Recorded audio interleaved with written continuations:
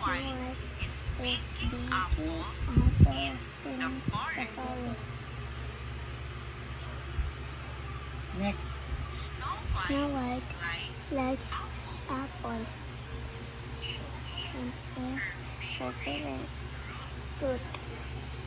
Snow White has 7 wands. The 7 dwarfs are kind and helpful. They all care for Snow White. Children, let's read the story one more time. Snow White. Gabi. Sarap. This is Snow White. She is a princess. She lives in the castle with her dad and mom. Sunda ba? Her dad is King Leo. Tingnan siya ang dad. He is a strong Isa? and kind. Yung dad di ba? Leo!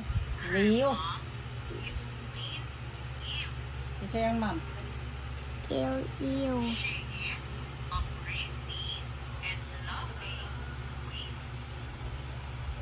Snow White has a red ribbon on her head. Every morning, Snow White is picking apples in the forest. Snow White likes apples. It is her favorite fruit. Snow White has 7 wands. The 7 dwarfs are kind and helpful. They all care for Snow White.